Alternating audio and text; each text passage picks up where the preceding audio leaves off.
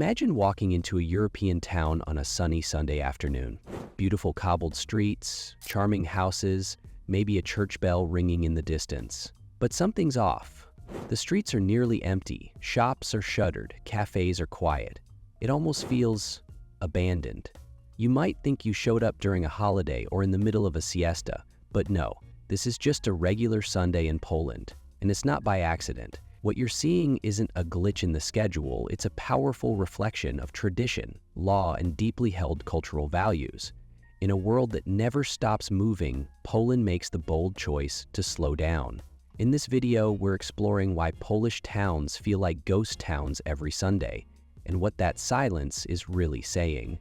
Before we dive in, if you're enjoying this kind of deep cultural content and you'd like to support the channel, consider becoming a channel member. It helps me bring more unique, well-researched videos like this to you, and you'll get early access, behind-the-scenes content, and some extras you won't find anywhere else.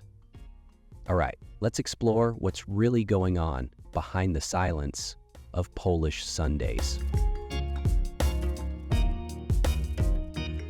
To understand why Polish towns feel so empty on Sundays, we need to start with something bigger than just shopping or schedules. We need to look at religion.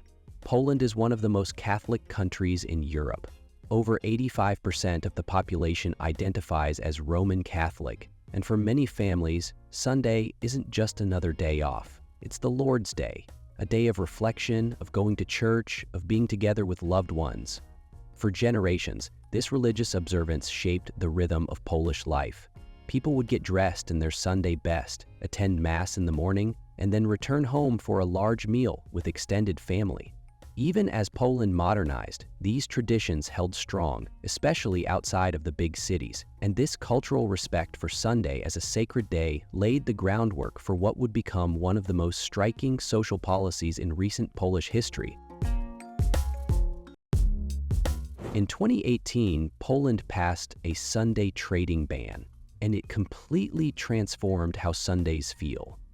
The law didn't kick in all at once. It rolled out in phases. At first, stores were closed only on some Sundays each month. But by 2020, it became the standard. Almost all shops across Poland were closed on Sundays. That means no major supermarkets, no shopping malls, no big box stores, and we're not just talking about rural towns. This applies in major cities like Warsaw, Krakow, Gdansk, and Wrocław too.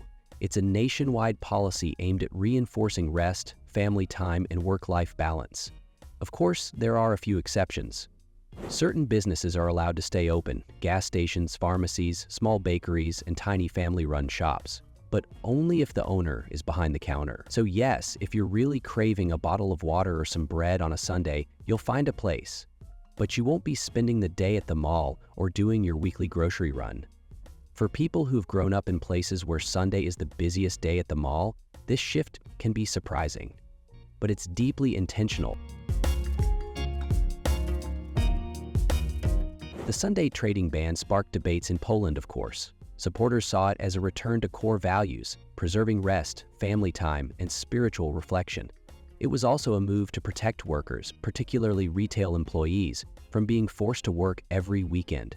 Critics, especially business owners and younger Poles in urban areas, argued that it limited convenience and hurt the economy, particularly small retail businesses that depend on weekend foot traffic. But despite the mixed reactions, the ban has largely remained intact. Now let's talk about how all this affects the daily experience. Why it feels so eerie, yet oddly beautiful to be in a Polish town on a Sunday. Without the commercial activity that defines weekends in many countries, towns in Poland shift into a slower gear. Streets that are usually filled with shoppers and tourists feel quiet. Local transport still runs, but even that seems more relaxed.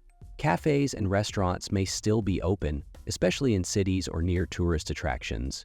But don't expect a bustling brunch scene or packed patios. In smaller towns and rural areas, the pace is even more serene. You'll often see families walking together after church, elderly couples sitting on benches in the sun, or groups of kids riding bikes through near-empty streets. It feels like the town is collectively breathing out. But here's something important. While it might look like people have disappeared, they haven't. They're just not out in public spaces like they usually are. They're inside, around dining tables, catching up with family, taking naps, or simply enjoying time off without the pressure to do something. It's the exact opposite of hustle culture. In fact, it's something many visitors come to appreciate once they get used to it. There's a certain charm in seeing a society intentionally slow down, a reminder that rest doesn't have to be earned through burnout. This isn't just about law or religion, it's about values. Poland, like many Central and Eastern European countries, places a strong emphasis on family and tradition. Sundays are meant to protect those values. Think about it. If shops are open, people tend to scatter, some to work, some to shop, some to run errands. But when everything's closed, people are nudged back home or into meaningful social spaces. It's a kind of social engineering that says, you don't have to consume today, just live. There's also a generational dimension to this. Older generations in Poland, especially those who lived through the communist era or early post-communist years, grew up with fewer commercial distractions and a stronger attachment to communal routines like church and Sunday dinner. Younger people, on the other hand, have grown up with smartphones, online shopping, and global culture. For them, the Sunday trading ban can feel restrictive or even outdated, and yet, even many young people admit there's something comforting about knowing one day a week will be calm, consistent, and quiet. Of course, tourists often have to adjust their expectations.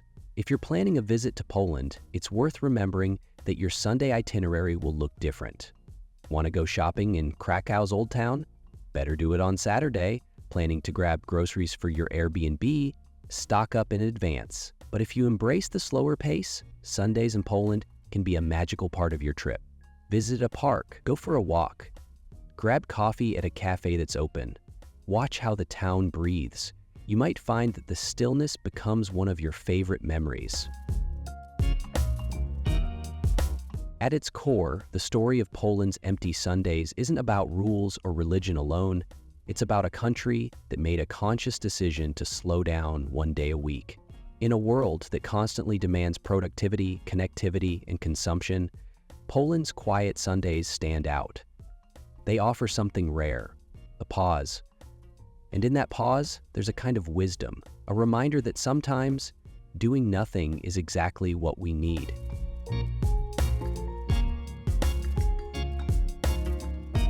If you found this dive into Polish culture insightful, please consider becoming a channel member. Your support helps me research, script, and produce thoughtful content that brings global cultures to life in a meaningful way. You'll also get access to exclusive extras and behind-the-scenes insights.